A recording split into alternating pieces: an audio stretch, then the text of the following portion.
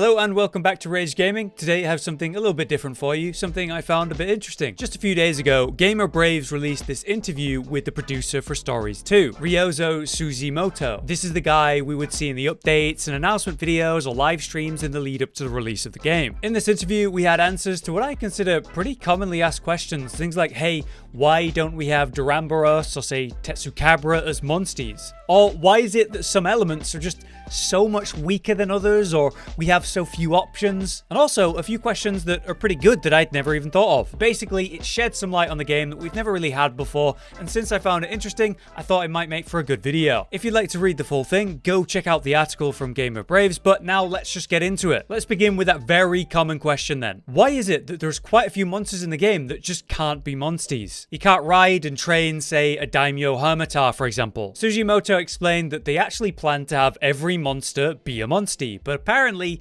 during development they had to make the choice to give up some Monstie options, and he does say that they're very disappointed by this result. I do think it's kind of a lacking answer because they didn't explain why it can't be done, just that it couldn't be. We can guess that the planned release date maybe forced them to drop some Monstie options, but I do wonder what the true reason was. An important question to me though is in regards to the imbalance of the Monsties we do have.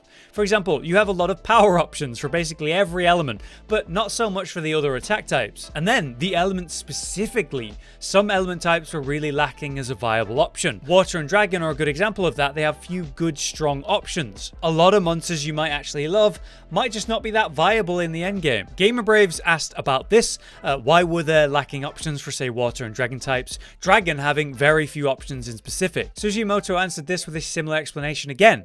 While they actually wanted more monsters from the main series in Stories 2, they tried to just give priority to popular monsters specifically. As such, there were bound to be elemental imbalances. So the monsters we do have were based on popularity, more than it being based on an even, balanced split of power and options between the different attack types and the element types. This is very obvious when you say compare neutral element type options to your basically 3 dragon options. I think that's a real shame though, but understandable. You do want to try and make the most people happy rather than everyone. It just sucks that some elements had so few options. Next, Gamer Braves asked about the Trinity System.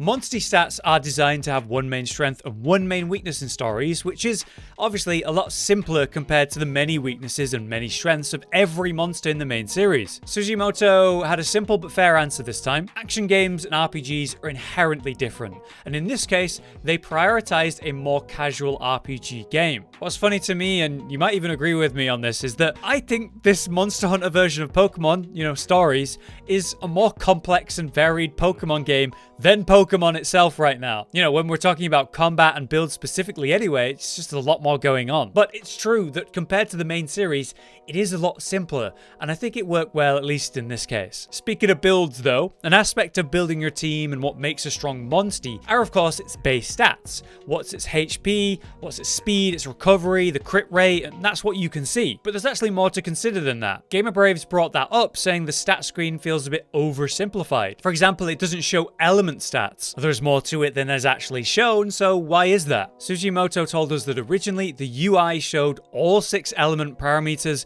but it felt like an overload of information. Apparently it was difficult to read. He said that the game isn't really focused on these parameters, and in testing, focus was placed more on improving the strength of the Monstie, just one stat in any case. So based on that, they simplified the UI to be more concise, and he thinks that that actually was the best state for the game. While I can agree with the logic and the result is overall good, once again I do think there are plenty of players like myself who would just like to see everything and to actually know what the stats are. I don't think there would be anything wrong with having, say, an advanced screen I could go to see the true numbers and all the information about the Monstie. Most players could just ignore it and not worry about it, but then the people who want to see that can. Moving on, here's an interesting topic. PvP. Something I want to ask you guys is, how much PvP have you actually done in Stories 2? Have you actually tried it? I'm just wondering what the percent of players who actively play right now, what percent of those are PvPers? On that note, Gamer Braves asked about the current PvP climate. What does the team think of it? And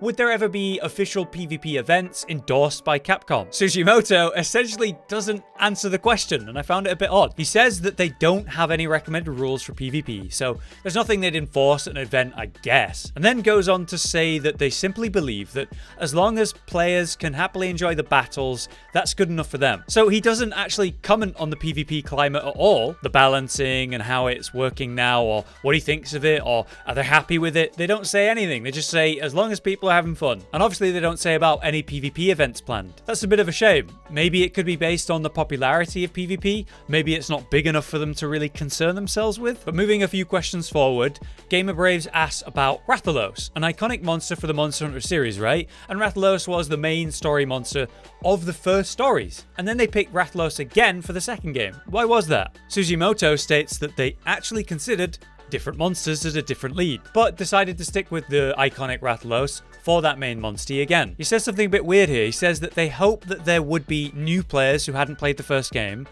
but wrote a new story with that same Monstie choice. The wording on that's a bit weird. I'm wondering if that's a translation issue, but I guess they thought Rathalos was just the perfect fit. Or they were really happy with the choice and just wanted to do more with it. I guess it doesn't matter that much, at least not to me. Would you guys have liked to see a different lead Monstie this time? I think it was great, the whole Wings of Ruin concept. I have no issue with it. But I could understand that variety being good, and I guess I wouldn't want to see, if they made Stories 3, I wouldn't want to see another Rathalos lead. After all, it would be kind of weird, like, if every Pokemon game, we started with the same fire Pokemon, and that's it. Finally, GamerBraves asks Tsujimoto if there's anything he wants to say to us, the fans of the game. He basically thanks us for our support, for playing the game, and hopes that we will continue to support the Monster Hunter series in the future. And he did say specifically Monster Hunter rather than Monster Hunter Stories, like I hoped he would. If he did say that, then it would maybe hint or even reveal that they plan on making Stories 3, but I imagine he's very wise and careful with what he does in these interviews. Do you guys think we'll see a Stories 3? In interviews around the time of the release, they were really happy with the response to both the release itself and the demo. I believe in July, they'd sold over 1 million copies of the game, which has of course increased since then. Now you compare that to the sales of the original game, which were roughly 300,000, well, they've done very well indeed. So yeah, I think Stories 3 is very possible.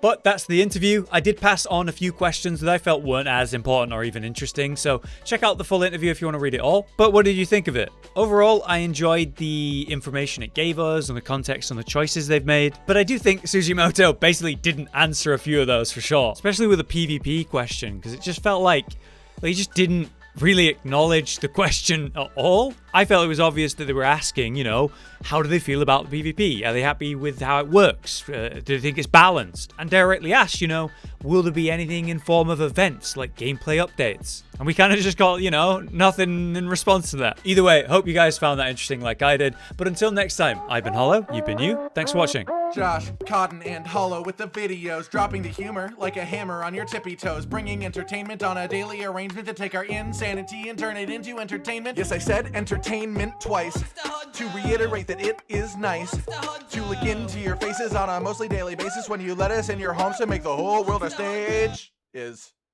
Goodbye.